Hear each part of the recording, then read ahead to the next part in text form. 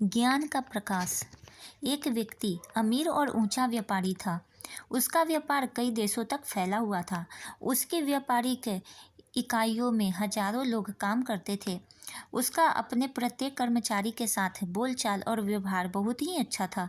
प्रत्येक कर्मचारी उसकी दिल से इज्जत करता था और उसकी इकाई को अपना समझकर तन मन से मेहनत से काम करता था। वह अमीर आदमी प्रत्येक ज़रूरतमंद की मदद करता और समाज सेवी संस्थाओं को दिल खोलकर दान देता। दान देने से पहले वह उस संस्था की पूरी जांच पड़ताल करता कि वह संस्था जिस समाज के लिए दान ले रही है वह उसका उपयोग उन पर ठीक ढंग से करेगी। जब उसे यकीन हो जाता कि अमुक संस्था नेक इरादे से काम कर रही है तो वह उसकी पूरी मदद करता। वह अमीर और दानी आदमी किसी भी चीज़ की फिजूल खर्ची सहन नहीं करता। वह अपने कर्मचारियों से कहता, तुम जितना मर्जी खाओ पियो, किसी भी चीज़ की ज़रूरत हो तो उसका उपयोग करो, परंतु उसको फिजूल खर्च मत करो। एक संस्था ने गांव में पुस्तकालय खोलने की जिम्मेदारी ली। उस संस्था के सभी मेंबर पढ़े लिखे और सुलझे हुए लोग थे।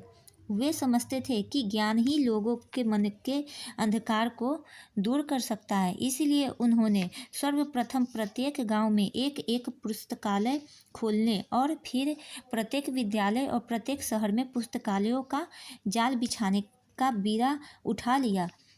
बच्चों को शुरू से ही अच्छी किताबें पढ़ने की आदत डालनी चाहिए, जिससे जब वे बड़े हो जाए तो अपने ज्ञान का प्रकाश समस्त देश और दुनिया में फैला सके।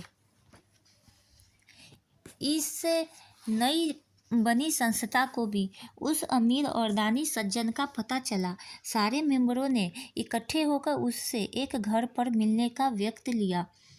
सभी मेंबर नियम समय पर उसी अमीर आदमी के घर पहुंच गए। नौकर ने उन सबको बड़े सत्कार के साथ एक कमरे में बिठाया। उस आलीशान कमरे में वह सभी मेंबर बैठे हुए थे।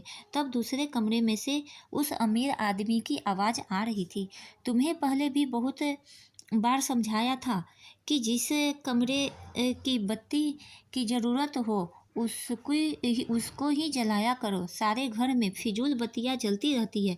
तुम्हें पता है बिजली कितनी महंगी हो गई है? प्रत्येक महीने में कितने बिल भरने पड़ते हैं। सारे देश में बिजली पानी की वैसे भी कमी है। फिजूल बिजली या पानी की मोटर चलने से बिल अधिक आता है। इस बात से जनता को कितना नुकसान होता है। ये बातें सुनकर सभी मेंबर आपस में खुसुर फुसुर करने लगे कि यह तो कोई बहुत कंजूस आदमी लगता है जो बिजली के 2-4 बल्ब या ट्यूब जलाने पर अपने नौकरों को इतना भाषण दे रहा है। यह हमारी संस्था की क्या मदद करेगा? इतने में अमीर आदमी उस कमरे में आया जहां सारे लोग बैठकर उनका इंतजार कर रहे थे। आते ही वह एक एक मेंबर से बड़े प्यार से मिला। उनसे पुस्तकालय खोलने की सारी स्कीम समझकर वह बहुत प्रभावित हुआ। गांव में पुस्तकालय खोलने की आपकी स्कीम बहुत ही अच्छी लगी है। आप बहुत जोश से काम करो, मैं तन मन से आपकी सहायता करूंगा। बताओ मेरे जिम्मे कितनी सेवा लगाई है? सभी मेंबर एक दूसरे की तरफ देखने लगे।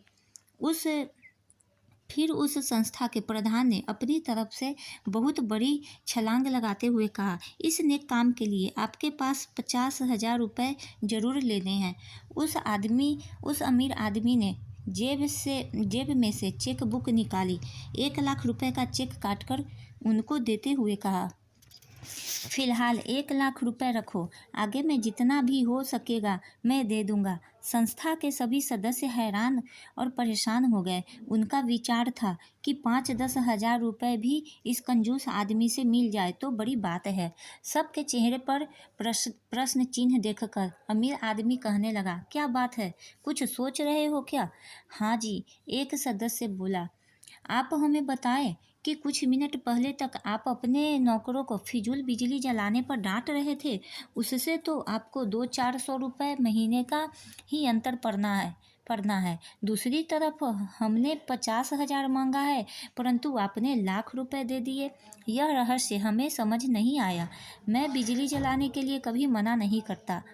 अमीर व्यक्ति ने कहा, मैं तो फिजूल बिजली को बंद करने के लिए कह रहा था।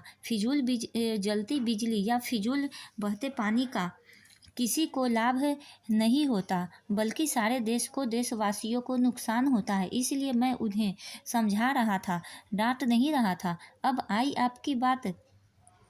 आप द्वारा शुरू की जा रही परियोजना से सारे देश के बच्चे, नौजवानों और प्रत्येक पीढ़ी के दिलों में बिजली जागृत होनी है, जिसकी रोशनी, जिसका प्रकाश सारे देश में होना है और उसके प्रकाश से ज्योति पूरी दुनिया तक फैलानी है। ऐसे महान यज्ञ के लिए मैं जो भी दे रहा हूँ वह तो कुछ भी नहीं है। उस अमीर की बातचीत सुनकर वे सभी धन्य धन्य हो उठे। उसमें सेवा करने का उत्साह अब पहले से भी अधिक था।